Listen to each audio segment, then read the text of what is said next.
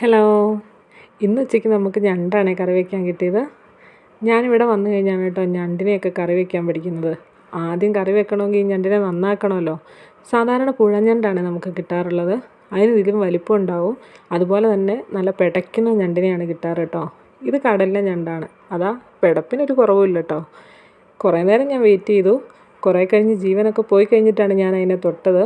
കാലുകൊണ്ട് ഇറുക്കുമോ എന്നുള്ള പേടി ഇപ്പോഴും എനിക്കുണ്ട് കേട്ടോ. ഇത് നന്നാക്കുന്ന വിധമാണ് ഇന്നത്തെ വീഡിയോയിൽ ഞാൻ ഉൾപ്പെടുത്തിയിട്ടുള്ളത്. ആദ്യം തന്നെ വലിയ 2 കാലുകളുള്ളത് നമ്മൾ മുറിച്ച് മാറ്റുന്നുണ്ട്.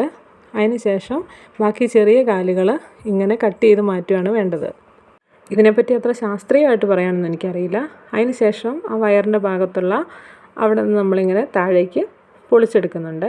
പൊളിച്ചെടുത്തതിന് ശേഷം ആ തോടിൻ്റെ ഉള്ളിൽ ഒരു പുല്ല് പോലൊരു സാധനം ഉണ്ടാവും. അത് എന്താണെന്നൊന്നും പറഞ്ഞുതരാൻ എനിക്കറിയില്ല. അത് നമ്മൾ ഒഴിവാക്കണം.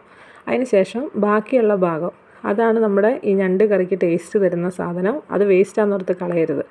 ഇനി ഈ എടുക്കുന്ന ഭാഗം ഇതും വേറൊരു പുല്ല് പോലുള്ള ഭാഗമാണ്. അത് നമ്മൾ കത്തി വെച്ചിട്ടിങ്ങനെ ചുരണ്ടി കളയുന്നുണ്ട്. ഞണ്ടിനെ ഇറച്ചിയുടെ അകത്തുള്ള ഫ്ലഷ് പോവാതെ നോക്കണേ. അതിന് ശേഷം അതിങ്ങനെ നന്നായിട്ട് ചുരണ്ടി വൃത്തിയാക്കി എടുത്തതിന് ശേഷം ആ ഭാഗം മാത്രം ഞാനൊന്ന് കഴുകുന്നുണ്ട്. ഞണ്ട് മുറിച്ച് കഴിഞ്ഞിട്ട് ഇങ്ങനെ കഴുകുമോ എന്നുള്ളത് എനിക്ക് അറിഞ്ഞുകൂടാ കേട്ടോ. പക്ഷേ ഞാനിങ്ങനെയാണ് ചെയ്യാറ്.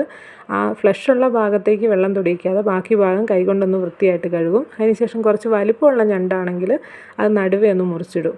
ഇതിൽ നല്ല വലിപ്പത്തിലുള്ള ഞണ്ട് കിട്ടാറുണ്ട്. ഇനി അങ്ങനെ കിട്ടുമ്പോൾ നമുക്ക് അടുത്ത വീഡിയോ എടുക്കാം കേട്ടോ.